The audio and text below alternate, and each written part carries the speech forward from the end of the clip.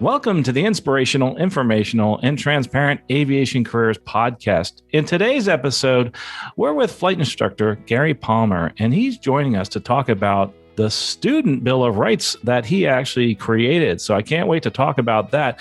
Before we get started, though, just want to shout out to our sponsor here, and that's the folks at Spartan School of Aeronautics. And you can find that at spartan.edu. And what they're doing is they're giving away 50 scholarships guides. That's that scholarships guide that we have that has over $120 million in scholarships, giving them away for free using the coupon code Spartan. Where can you find that? Real easy. aviationcareerspodcast.com/free. I really appreciate them over there at Spartan School of Aeronautics and everybody else that's actually contributed through our Patreon account.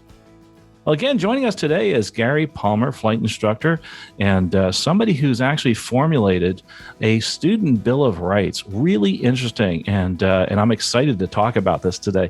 Hey, Gary, welcome to the show. Hi, Carl. Thank you very much. It's a pleasure to be here. Gary, you have an interesting career progression here.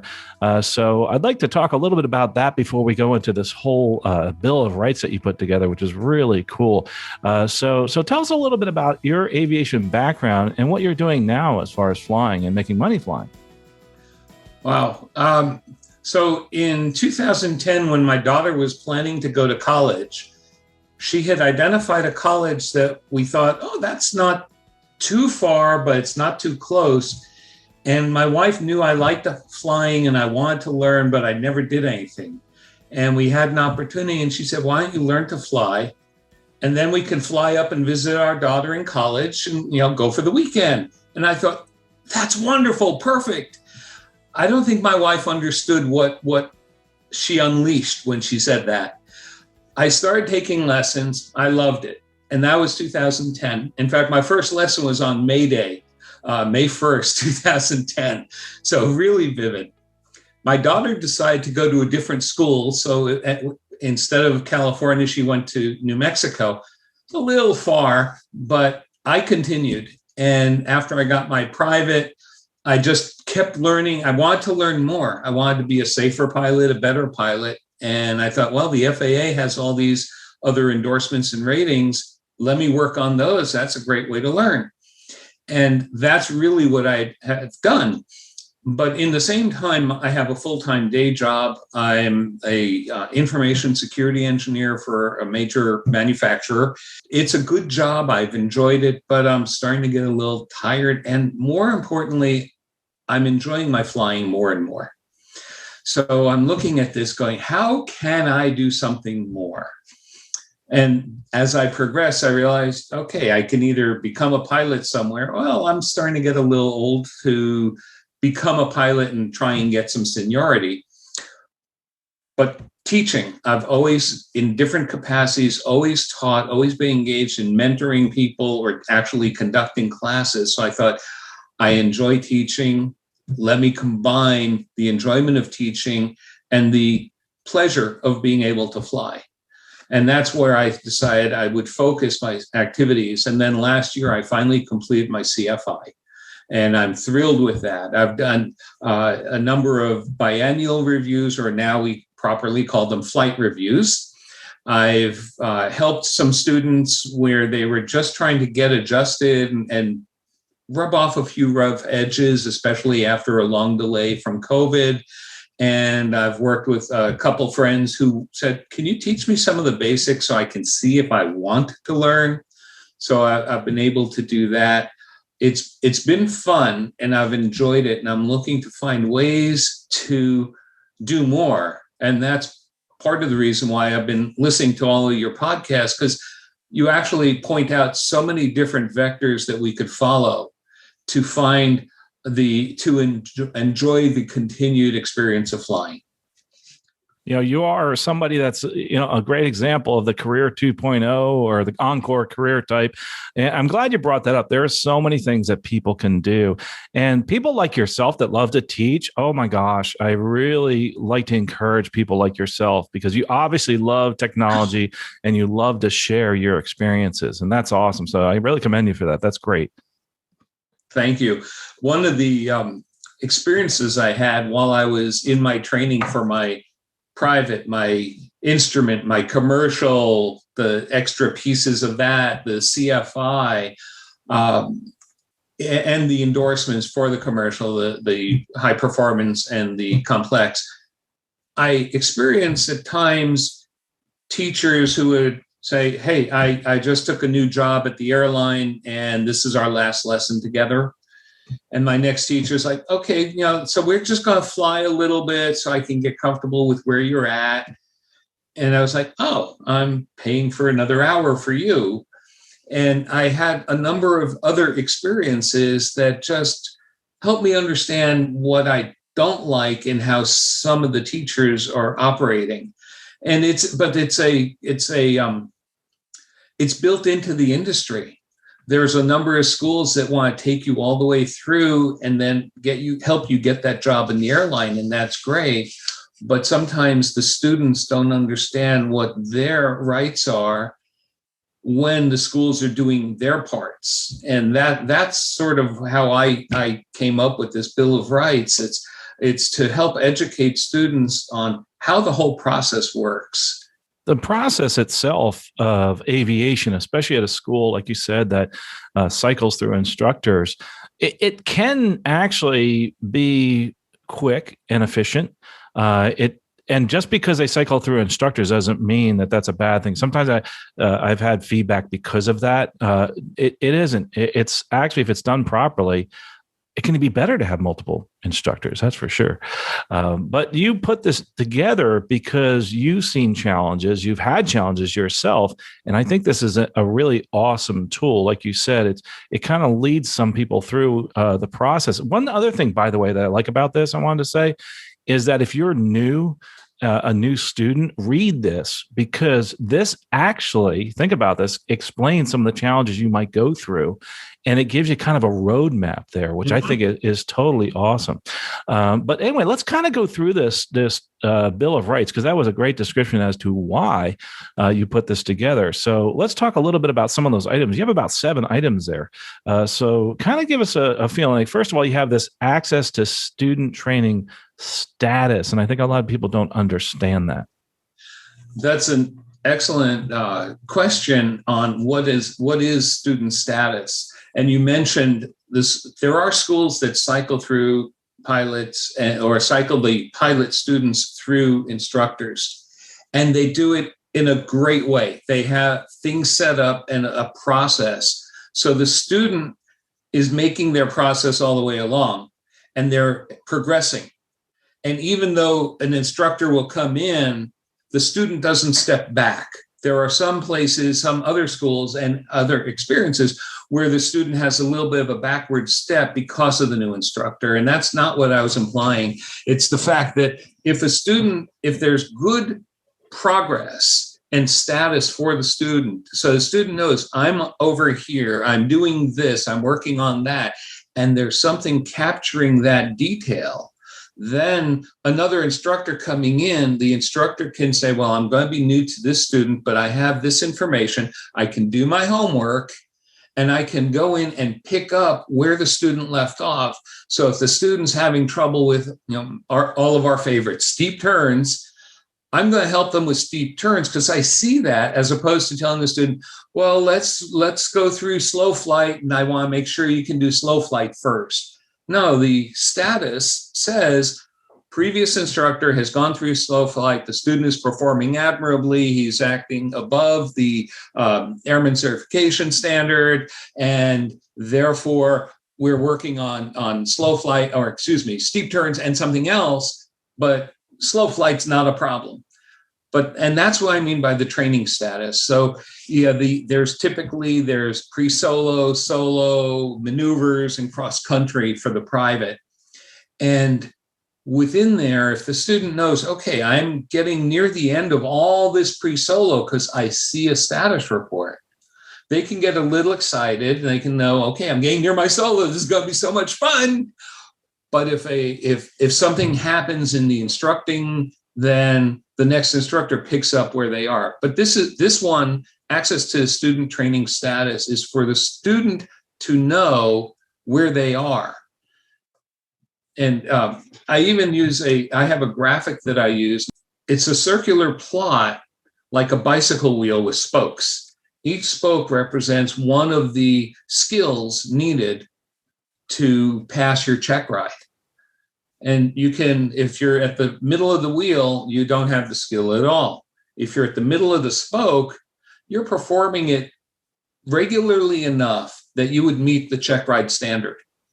And if you're out near the end of the wheel at the rim, you're doing a great job. You know that skill, you've got it nailed, and you are 100%. You're out achieving what the standard is. Maintain altitude to 100 feet. You're doing it at 50 feet. So that's a graphical representation that can be used to say, here's your status. You're doing good here. You haven't learned this yet, and you need to learn more over there.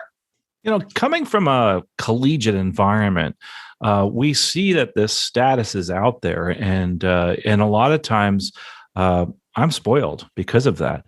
This Student Bill of Rights, what you've just described, is number one, access to student training status is something we look at consistently, but that's not really true throughout the industry, is it?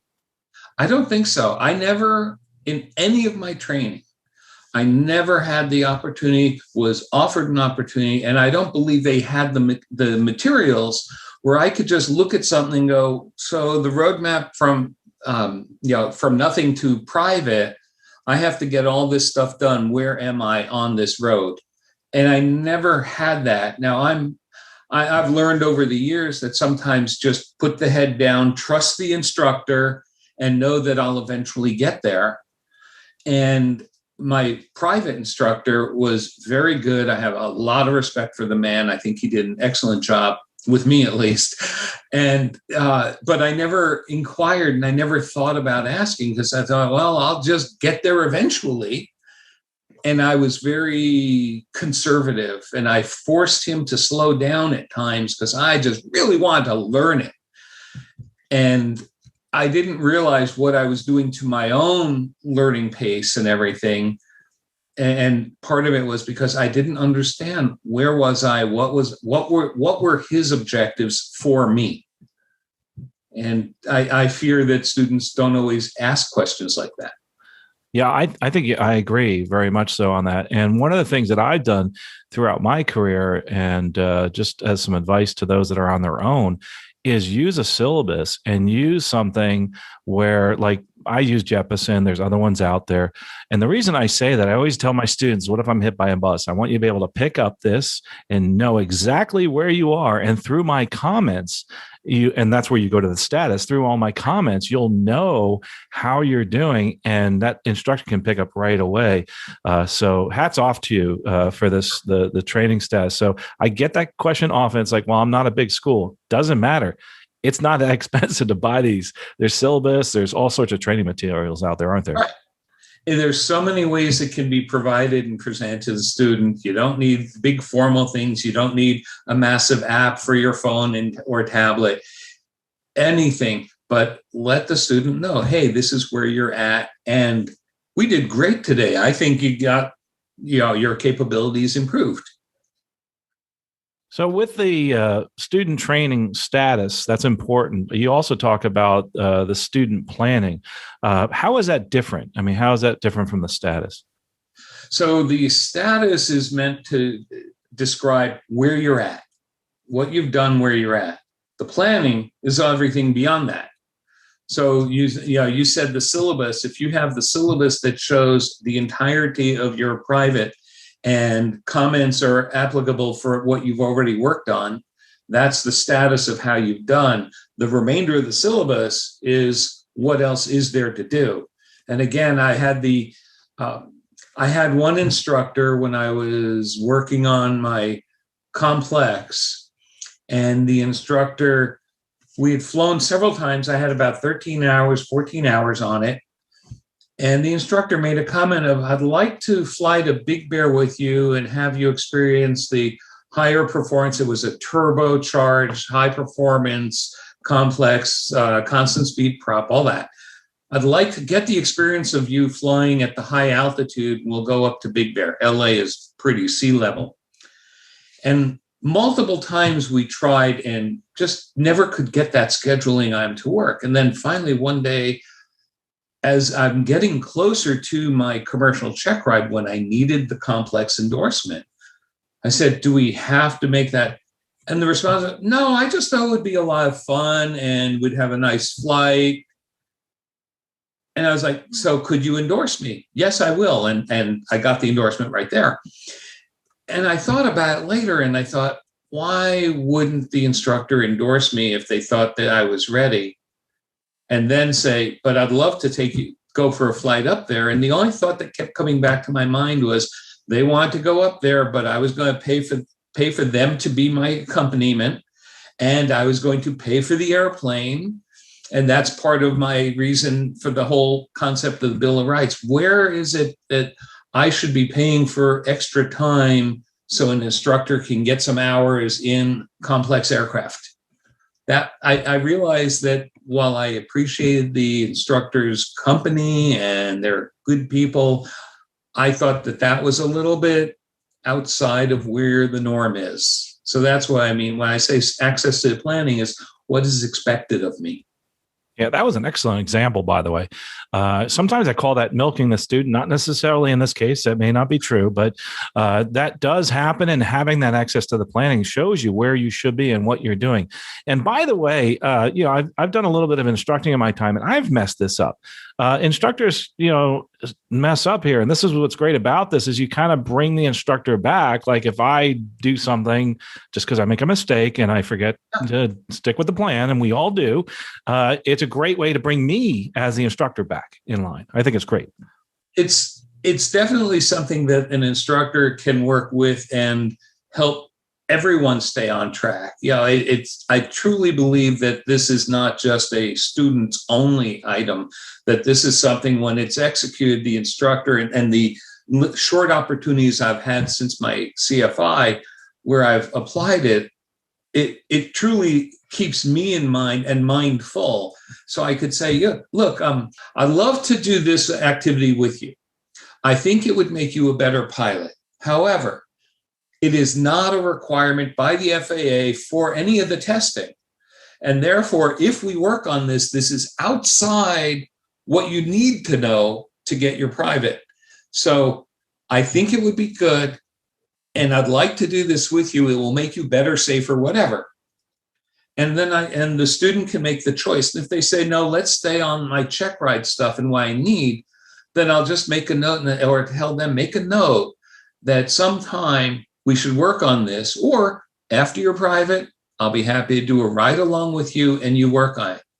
But it keeps me more mindful of what is it that they need to pay for because they need it for their check ride. That was an outstanding example, by the way. And I'd love to hear feedback, by the way, from our instructors out there, feedback at aviationcareerspodcast.com, because this is going to be this is really, and please direct them to me because I think this is a great idea. I'm going to get a lot of feedback on this and I can't wait to hear about this because it does keep us both on task, but great idea as far as the planning. I think everybody should have this, by the way, in their pocket, even if it's not implemented on a formal basis. It's kind of a nice thing that you could just have them read. They don't have to sign or anything. Just say, read this. And going towards that, by reading it, you also have you should have some really good access to your instructor, not just under plan. That's actually something that you actually bring in here as point number 3, as a matter of fact, which I love the fact that you bring this out. Some great insight, by the way, into this for someone who's fairly new to instructing. And I think this is terrific. So when we say access to instructor, I'll let you explain. What do you mean by that in part 3? It means that the student should be able to ask questions and have conversations with the instructor. And honestly, it could lead to abuse of the instructor by a student. And that's why at the very end, there is a boundaries should be discussed and agreed upon if necessary. But whenever through all, and as I described at the beginning, 10 years of education and training I've had. And what I found was there were always times I wanted to ask questions or have a discussion, or I love diving deep to find the facts behind something versus getting rid of the myths and folklore and legend. So I would ask my instructor questions, whether it was an email or a text or the occasional phone call. And At some times, the instructor was always willing to respond, and others, the instructor is just, they are there for my lessons, and otherwise I really had no access and no communication or no response. And there needs to be something, even if it's that's a great point, we should discuss it at your next lesson, let's plan a little bit longer ground. Something like that is very easy, but the instructor is the safety net. The instructor is the trusted mentor, advisor. And if a student asks the instructor a question and there's no response, it starts to lead a student going, what's up here? They're just looking for the time. And yeah, we need to find a balance, because it could totally monopolize time also. You bring up one really good point: access to the instructor, and having them just get back to you and say, "Hey, listen, let's talk about this at the next lesson." I'm having those issues right now. I'm having challenges because the airlines are hiring so much. I am booked, all day long, and it's hard for me sometimes to get back to a student. But I found if I just say, "Hey, listen, I got your question. I really want to get back to you and answer it, but maybe we'll talk about this in the next session, or give me a day or two. Can it wait?" Because that's happening again with the instructors. I mean, they're so darn busy right now, And psychologically speaking, for anyone who asks a question, even if the answer is got to get back to you, at least they know they've been heard. If there's no answer, then they're wondering, did you even hear? Do I have the wrong text message or wrong email? It's just to help close the loop. I believe in closure, and that even helps. Yeah, absolutely. Going on to the next item here on the list, with the scheduling, I think this comes along with it, with communicating also. I think we need to communicate this as far as scheduling is concerned, because I've seen this challenge both from the student standpoint and also from the instructor standpoint, is this constant, hey, rescheduling, saying, hey, listen, I've got this corporate trip I want to do, and or I have something else that's come up that's quote unquote more important. That happens, right? You get sick, et cetera. That's true. But if it starts happening consistently, it can be a problem. And sometimes I have sometimes a tough time struggling, and I struggle with that with certain students. So this is something that you came up with as a bullet point here, scheduling of instructor and training aircraft. So tell us a little bit about that, and how you're able to overcome the challenge like I talk about. So the scheduling is a three-pronged stool, so to speak. There's the student, the instructor, and the aircraft. And in trying to schedule, you have to get all three together. At a smaller school where there's might be only a couple airplanes, it may be that there's a demand for the aircraft, and that's a scarce resource. Or if it's a few airplanes, but instructors are getting so swamped with opportunities that the instructors aren't available, that may be the resource. But you're trying to coordinate all three. And once a commitment is made, then that's where you have to really struggle and work to maintain it.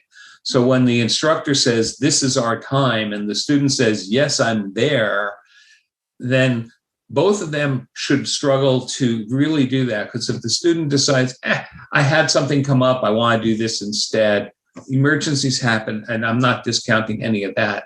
But sometimes it's, well, my girlfriend or my wife decided that we should do this, and I thought that would be more fun. Then it's a matter of the priorities. But more importantly, when a student books an aircraft and an instructor, the instructor is generating their income, and the flight school is generating income from the rental. So the student is really helping to pay income to the school and the instructor. And if the student doesn't maintain their commitment and show up, or they constantly reschedule, if I called you and said an hour before our lesson, hey, I'm busy, I can't go, you just have an hour open up, or more, probably. It shouldn't be just an hour. And you have no income. And the school's not renting the plane, so they have no income. And it creates turmoil and difficulty on that side. Similarly, once it's booked, the instructor should be locking in, so the student can plan their other activities around their flight scheduling and flight training activity. so that the student has to rearrange simply because the instructor, I decided I'm going to start a half hour earlier. So there's the other side of the commitment where the student has to maintain the schedule. The instructor shouldn't be shifting that because students do other things. I know of one school that tells their students, you are here to learn this and we consider you to be full-time student. Therefore, from 9 a.m. till 5 p.m., you need to be at beck and call, because if we have a sudden opening for you to be able to fly, you're going to be there and fly. And I knew some of the students, and they were trying to work other jobs to help pay for their training. And yet they were like calling up the boss going, I just had a change and I can't come in an hour. So that upset the student's schedule. And then lastly, the airplane is always if it's there and it's booked, you're good unless it goes down for maintenance. But that, when I talk about the scheduling, it's understanding it's a delicate dance and it's a balance. And the student should realize that they're helping to define the income. And by canceling and postponing, they can really have a lot of effect. And another point to be made, the training aircraft can also be the simulator, right? It's not just the training. And that's something that we have to make an important point there. But what you said is incredibly important. But you can have through communication, you can have a situation where you're okay with your student canceling all the time. And I will say, to do that, though, you have to make sure that you arrange some kind of an income there for those cancellations. Because, for me, I had students that said, listen, I'm going to be canceling a lot on you. Charge me for the time, period. And that happens. The one thing you have to be careful with that is if it's not your airplane, which a lot of times it's not, you have to communicate that with the flight school and say, hey, listen, that plane is not going to get the rental. You're going to get your time as far as the flight instruction time, but not the rental time. So you have to, as an instructor, when you come to the scheduling, you talk to the student, but also talk to the flight school if it's not you owning the flight school and the airplane. So that's incredibly important. That's an excellent point. Thank you. But the scheduling is incredibly important. And if you can put people on standby too, if you're that busy. And that's another part of this in your communications. But yes, rescheduling is not normally in the best interest of everybody. It happens. I get it. There's emergencies, et cetera. But if you're that type of student, have that arrangement and make sure you communicate that. Great point, though. The other thing, too, that we find in this industry, and we talked about in the beginning, is when we have someone move on to the airlines or to another job, we lose that instructor. And as a student, a lot of times we are like, okay, now what? Well, here's your new instructor is what they say. Well, gosh, I didn't, in the beginning, I was introduced to you and you did my intro flight. Now I'm introduced to you. Yeah, and I like you a lot, but who's this person over here? So talk us through that in the next point here, the ability to respond to those instructor changes. So you covered the bulk of it right there. Is the student is moving along, and then suddenly the instructor says, I got my dream job, and this will be our last lesson together. And by the way, here's Carl. He's going to be your new instructor, and I've briefed him on it. So at that point, I briefed him on you. Now, at that point, the student's going, oh, wow, I've been flying with you. I like you. And now I have this new guy. And what does that mean? So part of it is you have to help the student adjust to the change. But if you have the status and you have the planning activities done, the student knows where they're at.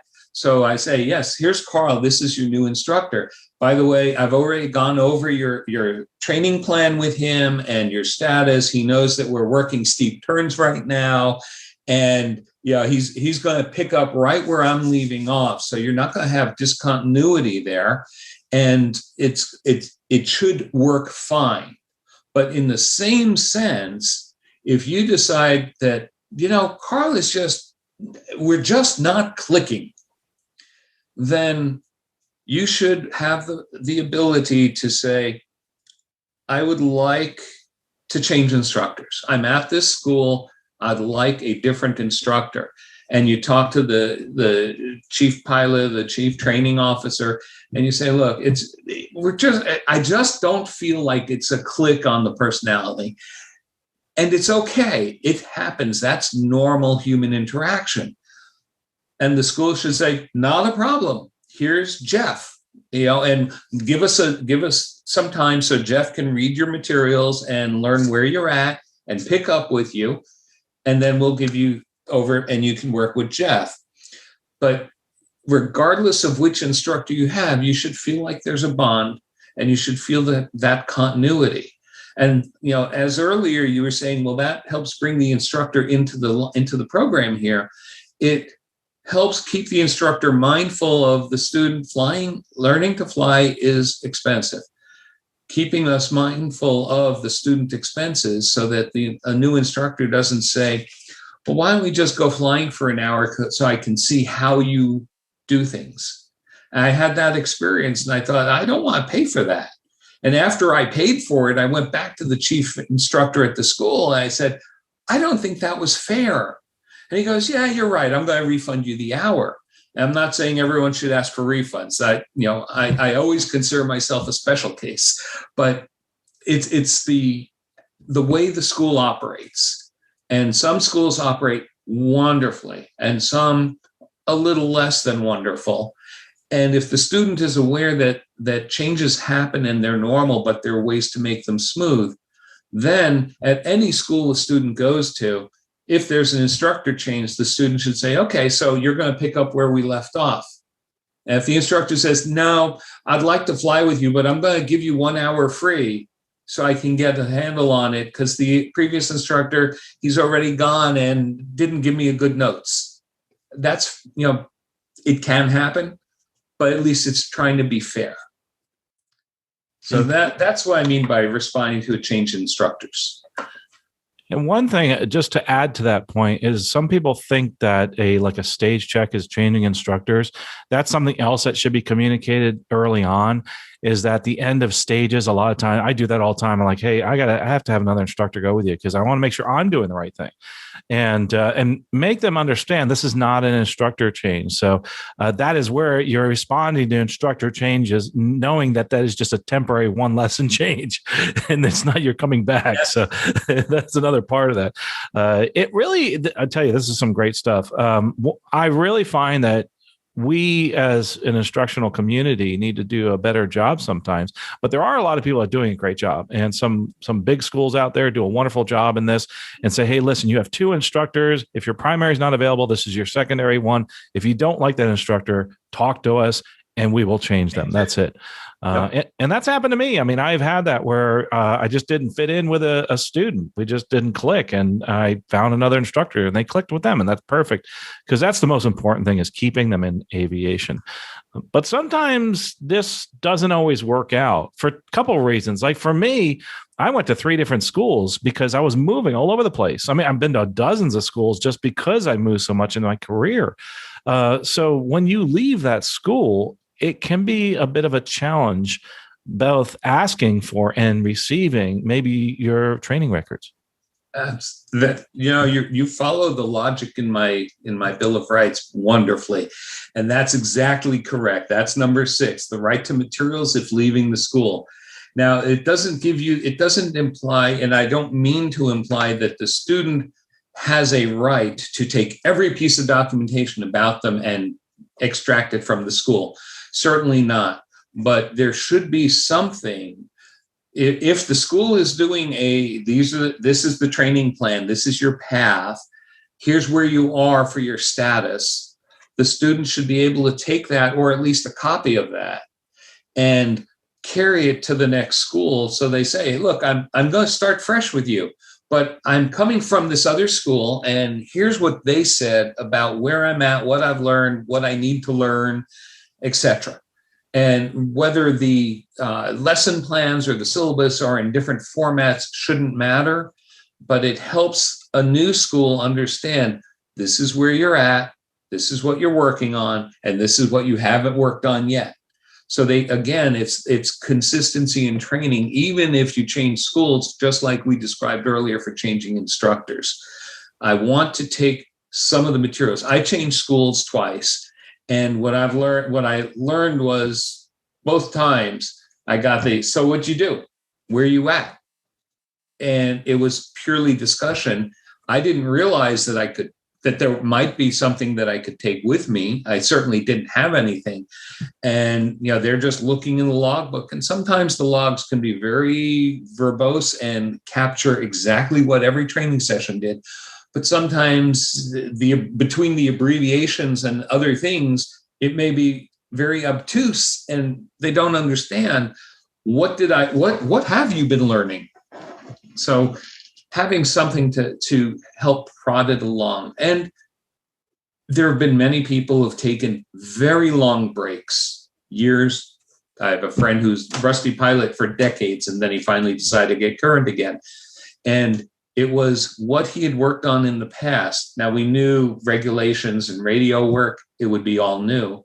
But a lot of his skills just needed to get the rust removed. So having something that said, this is where I was, and now I'll continue, made it easier to figure out, okay, we can review where you were, make sure that you're okay with that, and then take you further forward. But without some form of documentation, it turns into, let's start at the beginning.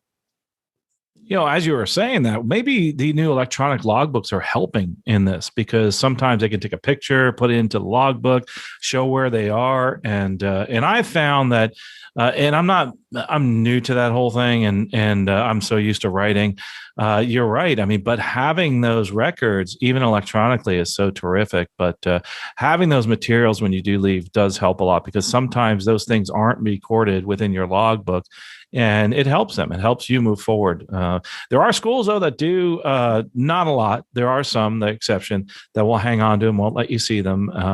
And that even happens later. If you're someone who's in careers, later in your career, that could hurt you, just even with recommendations and those type of things. And that's why doing your research also on that school is important. Maybe showing them this and say, hey, what do you think about this thing? This student bill of rights.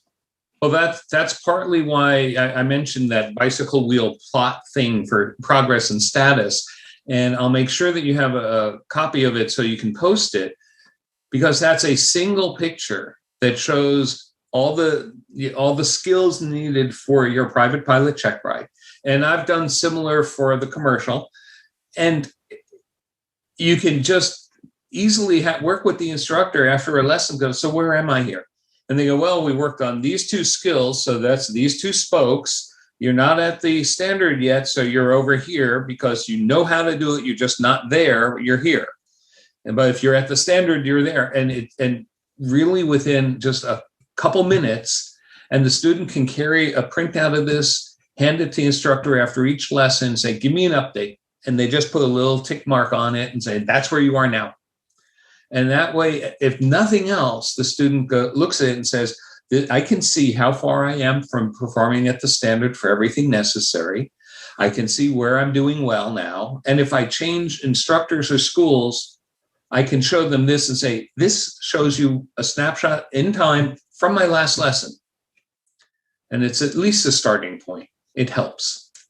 Oh, yeah. Helps tremendously. That's for sure.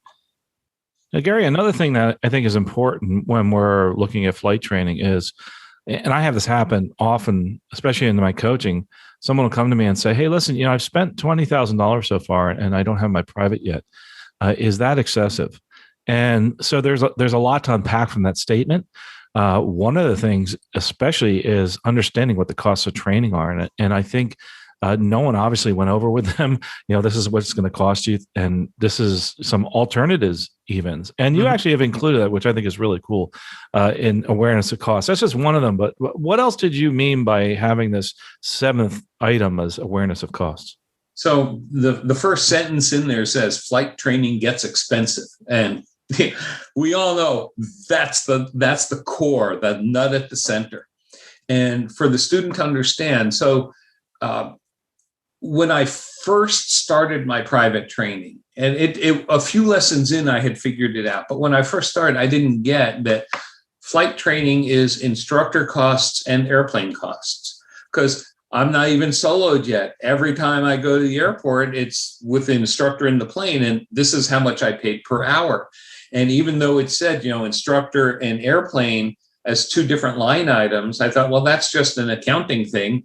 And until my solo, when I was told, now you can solo in the pattern and practice your pattern work, I was like, oh, now I get it. I'm only paying for the airplane. So there's the cost of the airplane and the cost of the instructor. And what I learned, this is my beautiful airplane, my love and pride in my background here, Cessna 172 Mike model, wonderful everything.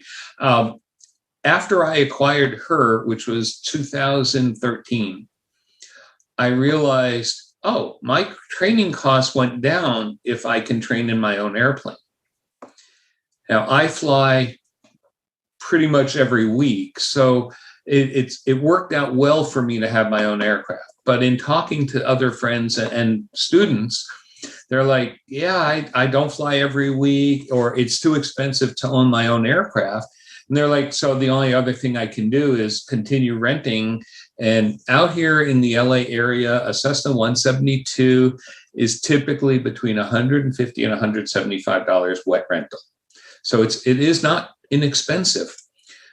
And in talking to people, they didn't understand that there are other alternatives, such as a club and also partnerships on aircraft. So you find an airplane, you buy it with a few partners, and if you have 3 other partners, you've just split the cost to 25% is yours. And that really makes a difference in the overall cost and the cost per hour. And I didn't realize that until long after I had even purchased, because I was just flying for fun and for my lessons. But when others are looking at us, and especially time builders, because you can get all your training and now you need your hours. And when you're trying to build hours, owning an airplane is expensive, a lot of money up front, or a long-term debt. Renting an airplane, no long-term debt, but a lot of money every time you rent. But when you look at clubs and partnerships, the value proposition is much closer to a tolerable. And I actually ran numbers because I was curious and I like numbers. And I found that you could, if you are in a partnership with for an airplane, a reasonably priced airplane, it'll probably be less than half of the cost of rental aircraft. And a lot of schools, they'll let their instructors teach in other airplanes as long as the planes are proper certified and inspected and everything else. But you're paying for the instructor's time as opposed to the instructor plus a rental. So that's what I mean by awareness. No one ever explained it. This was a revelation of mine. Would I have done it different? Well, for me personally, probably not. But that's because if I'm not flying with others, I'm flying for fun. And I like having an airplane that's always available and I don't have to split the time with partners. But otherwise, I would have gone for a partnership. I would have tried to find a plane and find partners, and that would have saved me a fortune from the rentals. Yeah, that's some great points there. And when you're out there trying to build time in your career, clubs, also when you're out flying, a lot of people are like, well, I can burn hours just by going around the pattern. Also think about the type of flying you're doing, because you're going to have to build a lot of cross-country time. To that point is that maybe if you bring someone along, if you get involved in the club, there's many different ways, partnerships, et cetera. So awareness of cost is something that a lot of times we are unable to help with as a flight school or a new flight instructor because we just don't know. You got to realize, and you have to know who you're talking to. So, maybe ask the owner, say, hey, I'm thinking about joining a club. I'm thinking about doing this. Can you tell me what the costs are involved in maybe renting an airplane? Because a lot of times, or in owning my own, I should say, a lot of times all we know is rental. And we, there's lots of good books out there too, by the way, on how to purchase. Oh, yeah. And some good organizations like AOPA, shout out to them as far as trying to help you with that purchase. But some great stuff here, Gary. I tell you, this is awesome.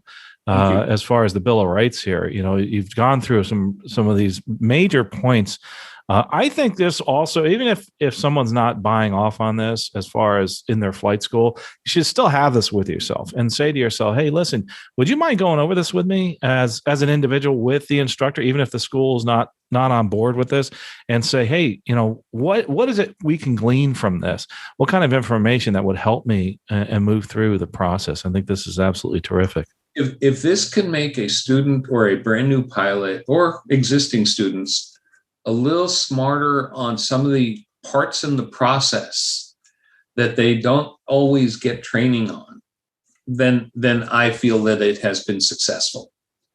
Yeah, absolutely. I think it's been successful already. Just us talking about it. Someone's actually hopefully heard this and will want to download this. Obviously, go to aviationcareerspodcast.com. We'll have it in the show notes. Yes. Do that. And it's actually a great tool, a great resource. And it also obviously will evolve, and like everything else. But I'm curious, what's the future of the Student Bill of Rights? Are you planning on doing more with it, or is this a tool for people to use? As I've alluded to, there are things in here that are to the student's advantage, like that little bicycle wheel plot that I use. So I believe that as an advocate for students, there should be more available to them. So even if the student goes to an instructor or a school and says, hey, I'd like to start training here. Here's this thing that I'd like to work with you on, that just all you have to do is mark down how well I'm doing or what I'm doing. So I get this quick feedback. But helping to arm students with tools so that they can be better students, really, that's it. I want a student to be able to say, I am taking an efficient, cost-effective path to gain the skills I need to become a pilot, but also to help me recognize there's more beyond that. So I shouldn't just get my private pilot. And for some who want to just say, I'm going to do that and be a hobbyist, should they stop? Or how could they continue to learn and grow? So this is to take anyone from I'm brand new, want to learn to fly, to I'm getting my ATP and going into the airlines, or I'm going to become just a GA hobbyist. But what can I do to help facilitate that process?